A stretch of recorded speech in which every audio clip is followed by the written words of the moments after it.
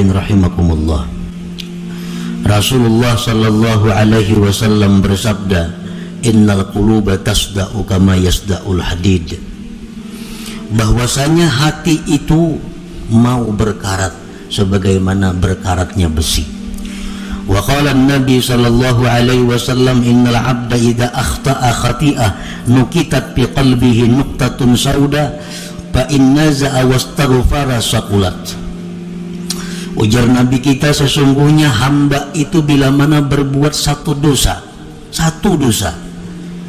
maka hatinya itu diberi satu titik hitam. Satu dosa, hatinya diberi satu titik hitam. Dua dosa, dua titik hitam. Tiga dosa, tiga titik hitam. Fa in naza'a wastaghfara, jika dia berhenti melakukan dosa dan dia minta ampun kepada Allah, sakulat, maka hati itu kembali bersinar, hati itu kembali terang, hati itu kembali bersih. Qala Nabi sallallahu alaihi wasallam, likulli syai'in masqalah wa masqalatul qulub zikrullah. Tiap-tiap sesuatu itu, ujar Nabi, ada alat yang membersihkan. Kayak hampalas itu alat untuk membersihkan, kayak sikat alat membersihkan. Wa masqalatul qulub, pembersih pengkilat hati, zikrullah, adalah zikir kepada Allah. Fal qalbus sadi la budda minat taubat wa kasrati zikir, maka hati yang berkarat, hati yang bertagar itu tidak boleh tidak daripada tobat dan memperbanyak zikir kepada Allah subhanahu wa ta'ala. Para muhibbin rahimakumullah, barangkali kita belum menyadari karena kita belum tahu tanda-tandanya. Barangkali kita belum sadar apakah kita ini termasuk orang yang hatinya itu dipenuhi dengan gambar-gambar dunia, atau hatinya itu orang yang hatinya itu diterangi oleh cahaya Islam, iman dan ihsan. Nah, kita periksa hati kita, kita kontrol diri kita, apakah hati kita ini bercahaya dengan cahaya Islam, iman dan ihsan, atau di hati kita ini hanya tampak gambar-gambar duniawi. Nah, para ulama pendahulu-pendahulu kita yang saleh, mereka menjelaskan tentang tanda alamat orang-orang yang hatinya itu dipenuhi dengan duniawi. Alamat hati yang tidak bisa ditembus oleh cahaya Islam dan iman. Nah, yang pertama, ya'taqidu annal asbab yu'atsiru ma'allah. Orang yang mengiktikadkan bahwa sebab itu memberi bekas beserta Allah dalam hatinya nih. Dalam hatinya nih sebab itu menentukan. Bujure Allah semuaan, tapi mau kada bercari awal makan. Nah, contohnya ini contoh orang yang mengiktikadkan sebab menentukan, memberi bekas beserta Allah. Bujur Tuhan yang mengampih akan garing, mau kada berobat maulah ampih. Nah, bujur yang menganyangakan itu Tuhan, mau kada makan maulah kanyang. Bila hati kita mengetikatkan seperti itu, berarti kita ini mengetikatkan sebab itu memberi bekas.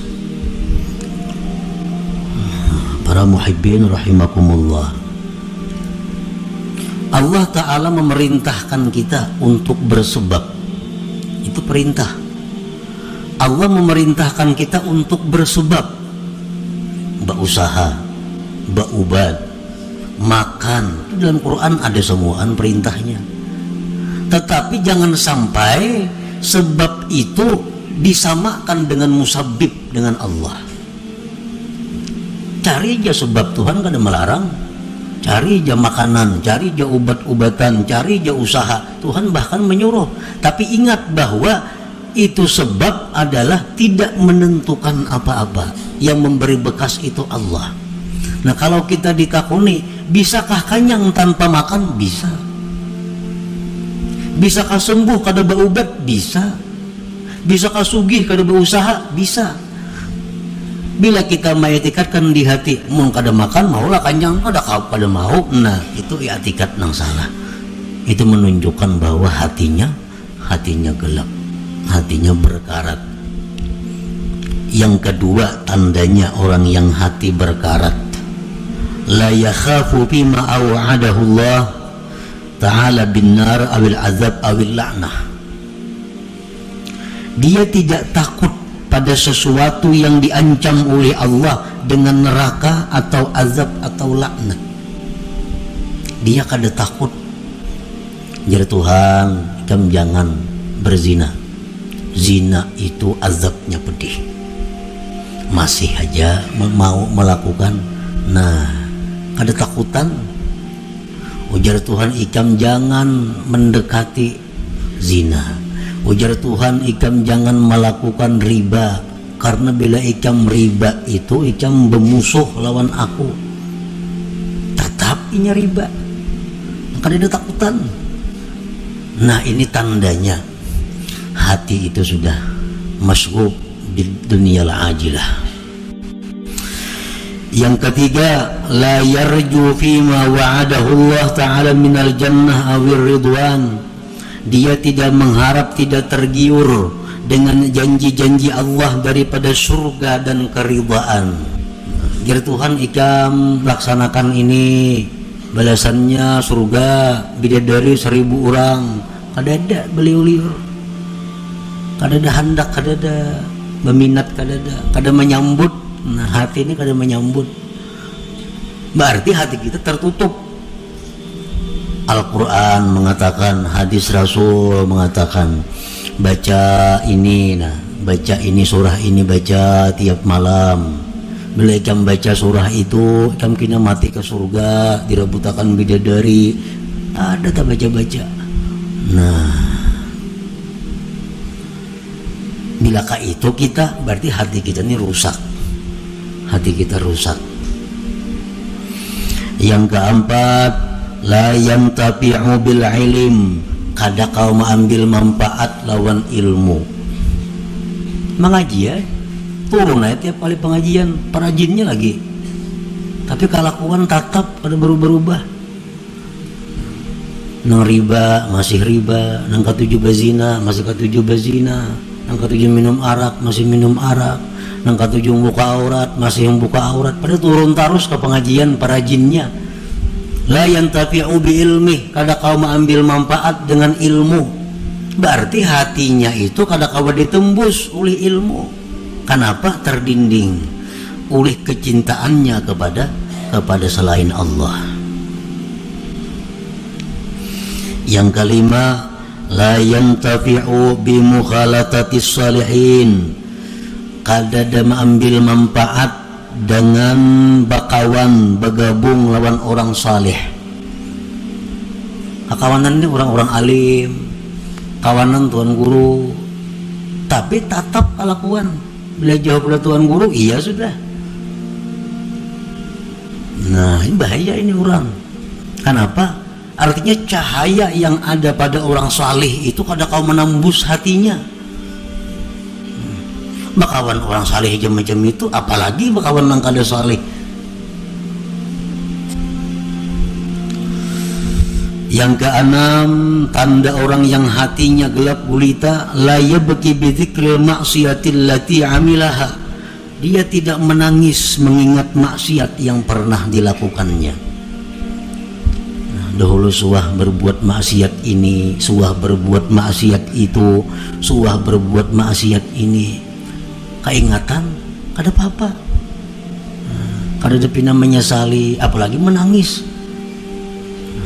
Padahal zikrul maksiat, mengingat maksiat itu merupakan sesuatu sebab yang paling segera membuat menangis bagi orang yang hatinya terang, hatinya lembut.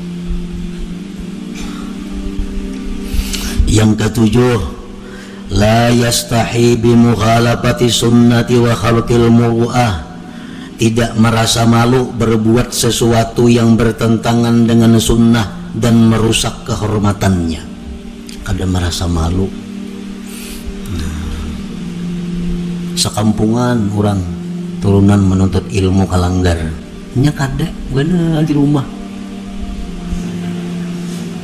kada disupan.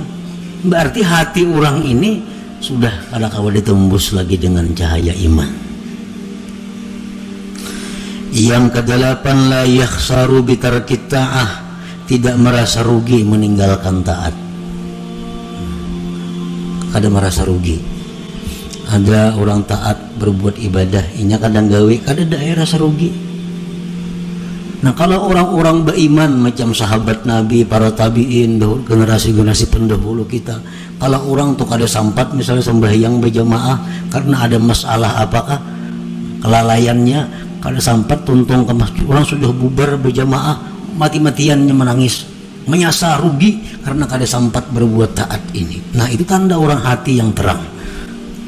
Kehilangan kesempatan berbuat taat itu kerugian yang besar. Bila kita kada merasa rugi, nah itu ada masalah. Hati kita ini ada kegelapannya.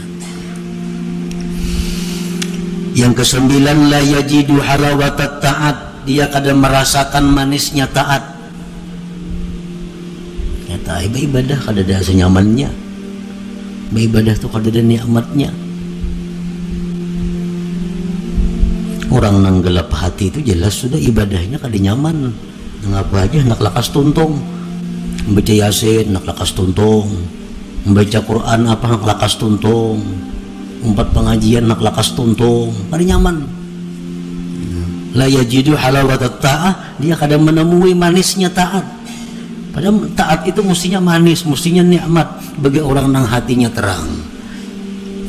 Yang ke-10, la yahtammu bima asabal muslimin minal bala wal mihan, dia tidak prihatin terhadap bala musibah yang menimpa kaum muslimin. Orang kena musibah hanya biasa-biasa, cuek. Orang kena bala, padahal mestinya begitu kita mendengar ada orang Islam kena bala, minimal kita mendoakan bahwa dia dapat keringanan, dapat kemudahan, ketabahan dari Allah. Itu paling kada itu. Nah, para muhibbin rahimakumullah, berapa macam di antara 10 tadi yang ada pada diri kita. Bila komplit berarti buta hati ngarannya. Bila ke-10-nya itu ada.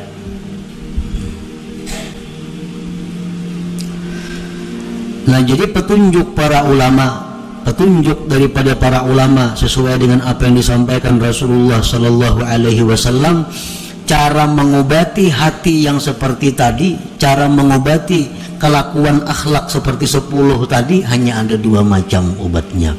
Pertama, tobat kepada Allah. Yang kedua, banyak zikir. Tobat itu membersihkan,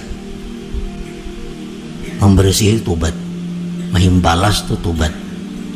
Nah, zikir itu mencilangi, mengkilatkan. Apa tadi ujar Nabi, likulli syai'in masqalah wa masqalatul qulub zikrullah. Tiap-tiap sesuatu itu ada pengkilatnya, ada berasuknya. Wa masqalatul qulub, pengkilat hati, zikrullah. Itu obatnya. Jadi bila 10 perkara itu ada pada diri kita, kita hendak selamat, kita hendak baik, tobat kepada Allah, banyak zikir.